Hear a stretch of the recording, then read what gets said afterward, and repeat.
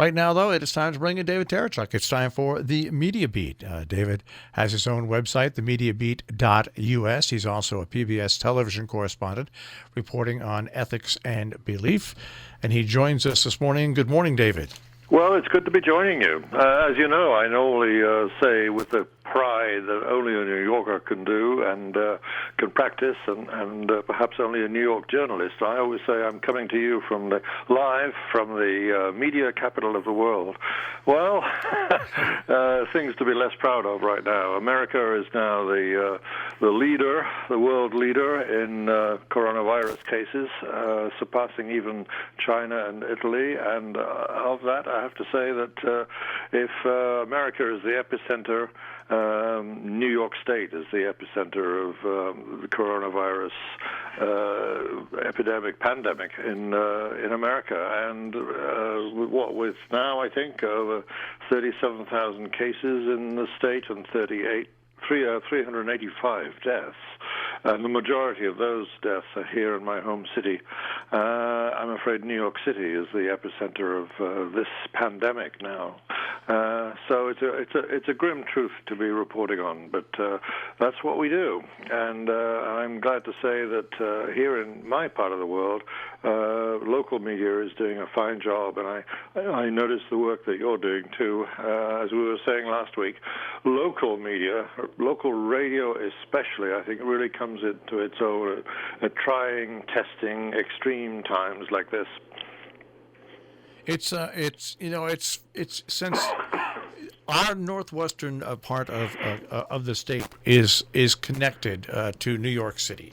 Oh yeah. And if you look at Connecticut, and most of the cases in Connecticut come right up from Fairfield County and right up into Litchfield County. There's that line because there is so much cross-pollination with people going back and forth that even small towns like Sharon and Salisbury and Kent now have cases on the board. But the big thing to look at when we look at this, our announcements now finally are getting down to a manageable level where because I love the way that New Jersey, New York, Connecticut, and Massachusetts basically all have the same rules in effect. And Connecticut just lowered no more than 5 people can gather at a time in public places. But I think the statewide cooperation, we talk about this on the air all week long, makes it easier to enforce the actions that each state are doing. The rules are fairly similar, but there's still, David, there's still people that don't understand that the way this disease really travels fast is when a lot of people get together, and you still see instances of people doing really stupid things in and around other people. Sure, yeah, and the 6 feet rule is more honored in the breach than in the observance, as Hamlet once said about what happens to rules. Rules get broken, yeah. But I think you're right. The tri-state collaboration, or at least coordination of policy, seems to be strengthening the majority consensus. I think that it makes sense. It is, after all, just common sense that you keep your distance when you're living in a time of a viral epidemic, now a pandemic, which is spread by droplets in the air.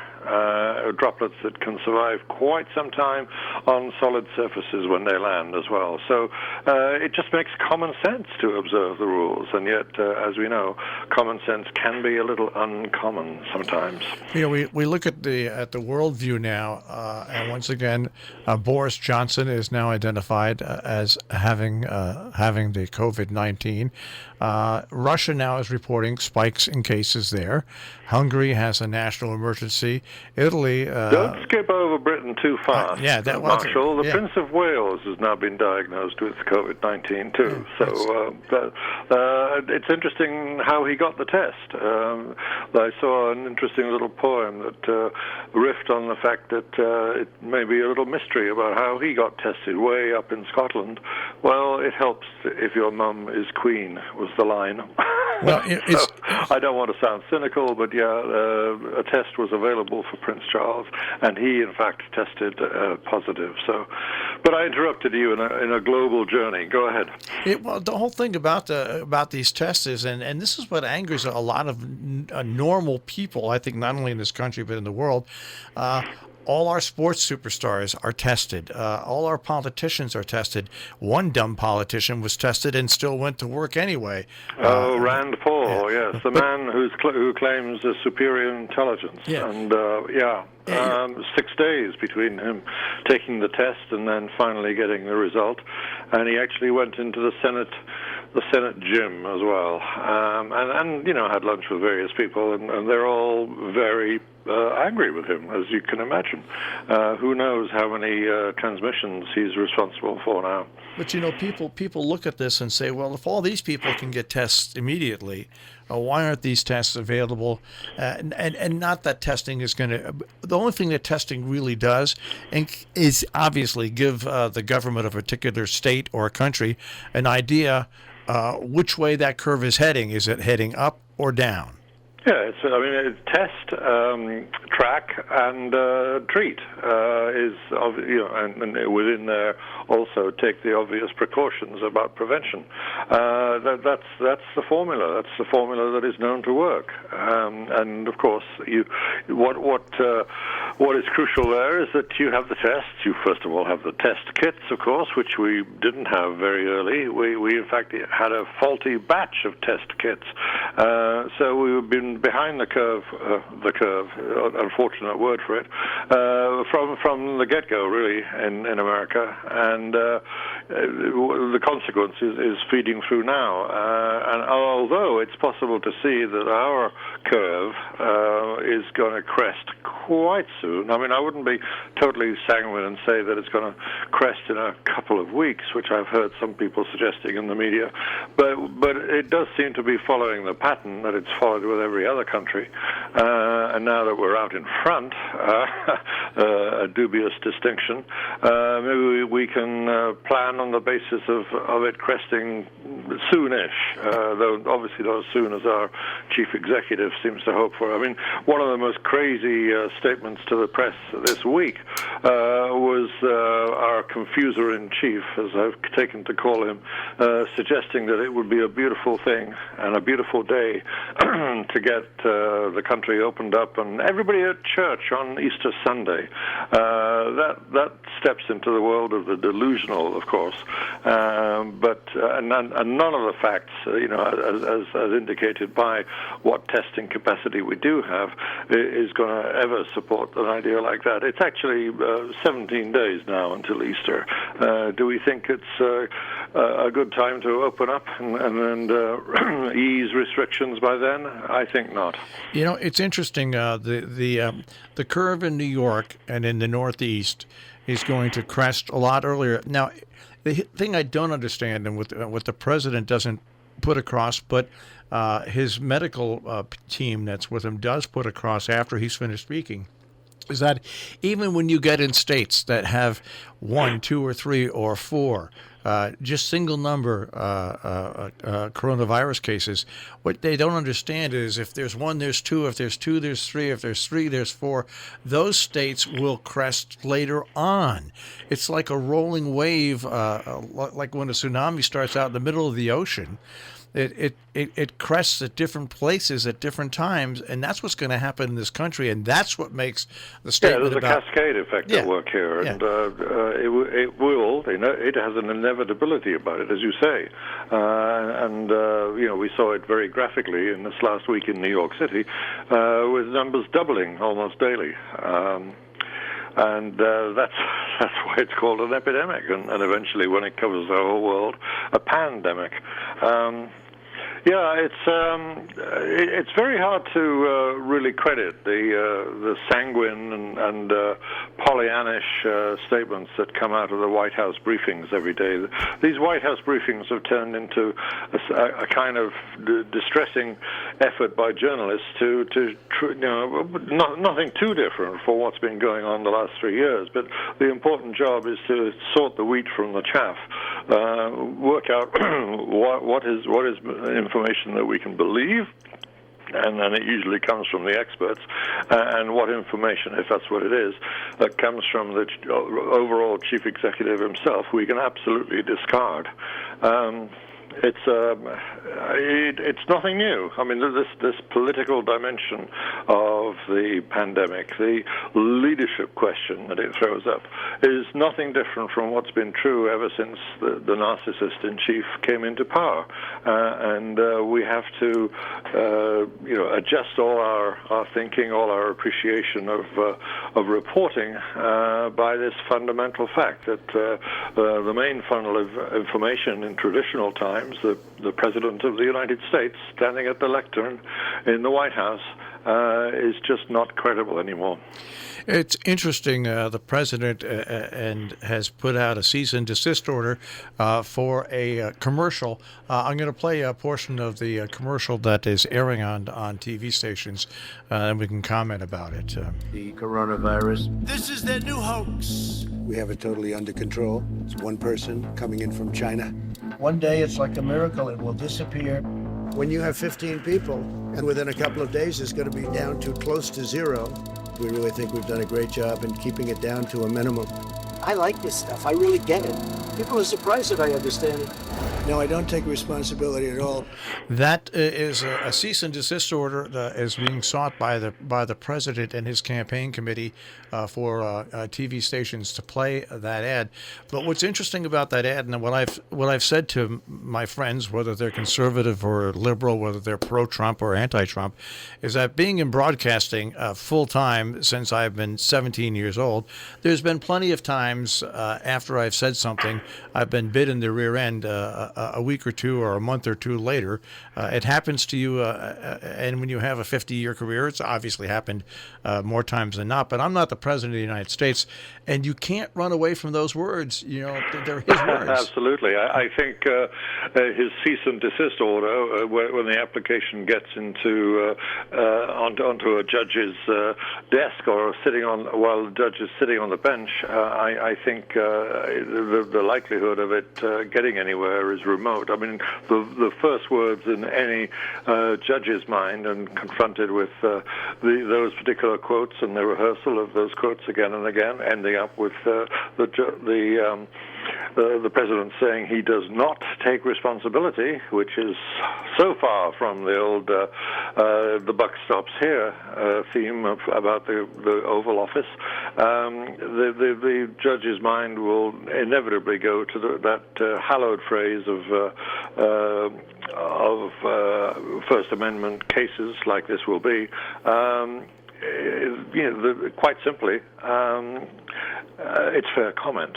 The phrase is fair comment. I mean, it seems pretty damn fair to me. Well, it's his own fault, and he's not the greatest at these conferences. He's great at rallies for his folks. He's truly superb communicator at his rallies, but what he should do, and I've said all along, I don't know why they can't convince him, when they have these updates on the coronavirus, just have the experts up there, because he all of a sudden thinks he can go off on these riffs and say things that are inconsequential. But when you're president of the United States, anything you say is not inconsequential, it's consequential. Well, that's a comment on the man's capability as a leader. I should say that in my own column this week, I've written about what I saw a couple of days ago here in New York City. There is a gigantic day counter, a countdown clock is what it is, that beams out a numerical image over my patch of the city's East River. And it's basically counting down the days until a new presidential term of office starts on 20th of January 2021. And it was striking a couple of days because that big clock registered 300. So it's only 300 days until we have either a new president or this president is swearing in for his second term. And that, I think, ought to be something that concentrates our minds. Essentially, what that clock was telling us, I think, it's easy to forget in all the storm and drang of the current coverage of the pandemic, which, of course, is top of everybody's mind. But it's easy to forget that while all of our virus-threatened lives matter, politics do still matter too, and I haven't seen many, if any, media outlets reminding us that this decision is still in front of us, and we have evidence of plenty in front of us every day coming out of the briefing room, the largely unused briefing room until it was put back into use again for these daily circuses, as they could be seen to be.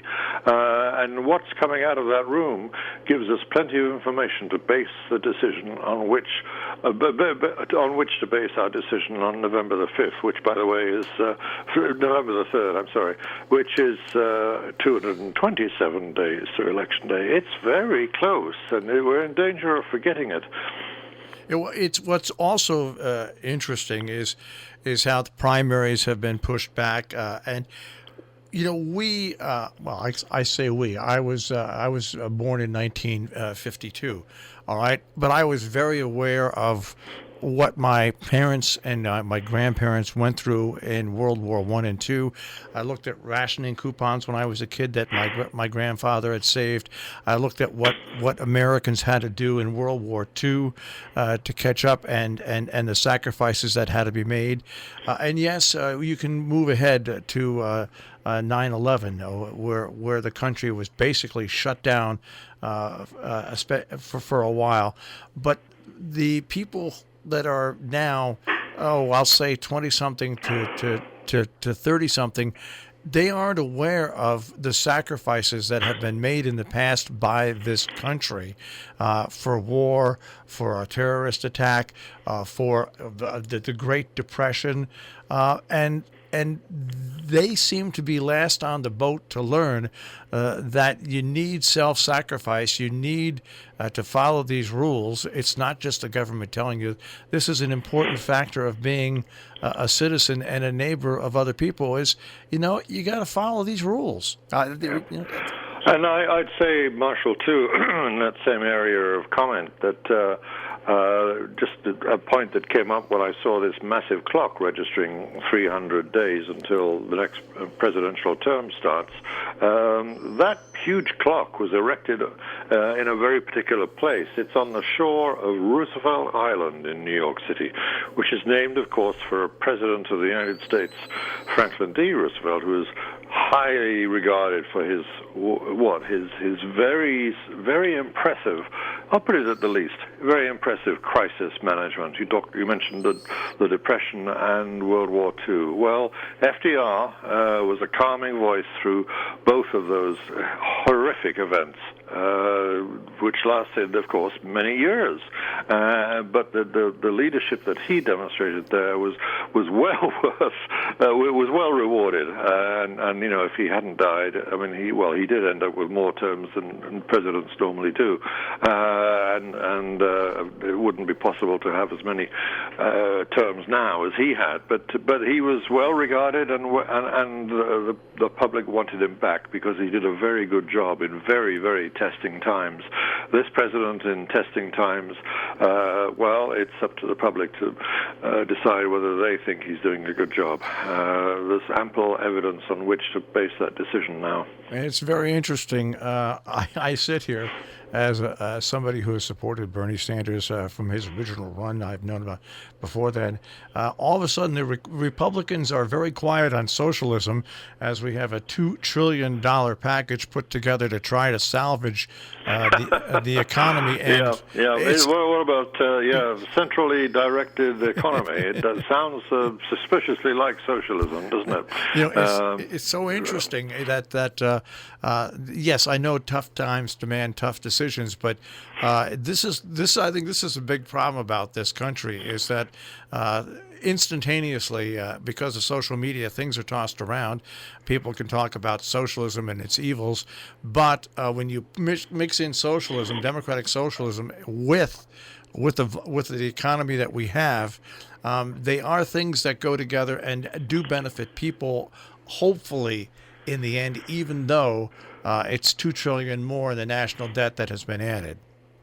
Yeah, well, the dilemma all the time is whether you it's not necessarily totally exclusive, these two choices, but do you fight the virus or do you shore up the economy? Well, it's perfectly possible to do both, and it may well be vital to spend enormous amounts of money out of the public purse and put in peril, our balance of payments and all the other indicators that we get concerned about, and money market, supply side market people will get very upset about that. But in the end, it's perfectly feasible to argue that sure, we spend an awful lot of money now, but at least we set the boat steady for a very difficult time, and we're better placed for a recovery once people are able to go back to work. It's interesting. I looked at our stats in Connecticut here, and we are kind of going against the grain here. The highest population that has contacted the COVID-19 virus is 50 to 59. The second highest is 40 to 49. And the third highest is 30 to 39. And then the fourth highest is 60 to 69. That's totally out of whack with basically what's happened. But here in Connecticut and Massachusetts and in New York, the people who are dying from this disease are all, except for a very few, 70 or over. Yeah. Well, I suspect that the reason why those younger age groups get to the top of the of that particular graph is that Connecticut, I suspect, is a more multi-generational household state than some others. I think younger people are in contact with older people a little more than they would be in some states. It's an interesting time to be involved in the news. You spin around and look around, David, and it's a time where the world, we've said, because the internet, the world is now a much smaller place than it used to be. But the good side of it is that when a pandemic like this comes, being that countries are connected more likely, I think there's less fear. There's still fear out there, but there's less fear because so many different countries are dealing with it as a whole. So I think there's less fear of the unknown. Well, I hope you're right. And the problem with social media is that it's perfectly capable of fanning the flames of fear. Yep. And that, of course, is what unscrupulous people will use it for. Unscrupulous or just stupid or panicky people themselves, people who veer towards panic and a bit like the president, really, just can't shut their mouth when they've got something to say, no matter how unthought through it might be. And the instantaneous quality of the internet, and in particular the social media corner of the internet, it's a huge sway of the whole internet scene, isn't it? Social media is all too often a playground for the mischievous and the malicious, and certainly for misinformation. Is one final question before we go, and you can. It appears that we are fumbling the ball here, especially we're 5.5 weeks later, where we're actually dealing with it where we could have. Is it the same in Great Britain? Is it the same in Europe? Or yeah. I mean, people didn't react universally with dispatch and speed from the get-go. One of the few countries that did was South Korea.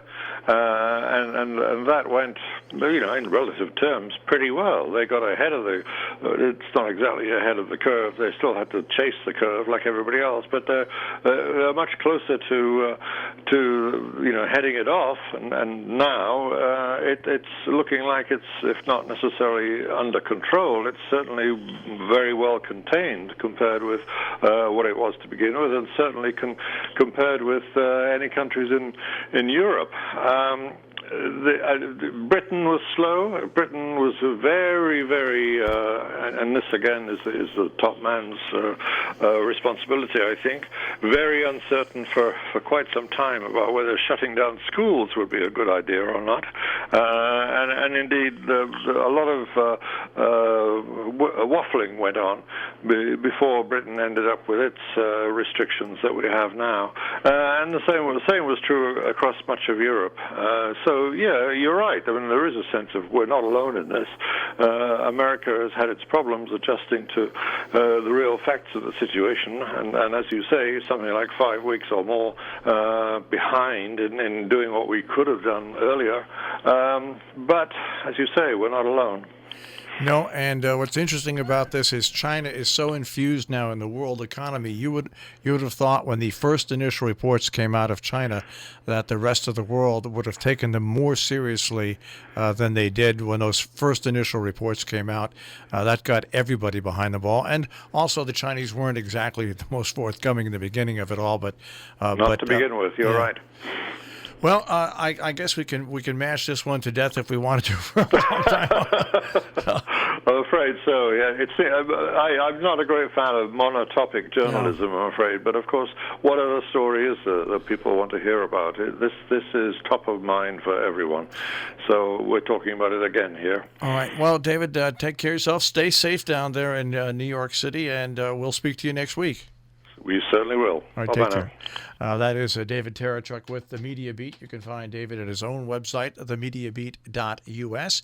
You can also find his commentary on our on-demand page, robinhoodradio.com. Click on On Demand, click on The Media Beat with David Tereshchuk.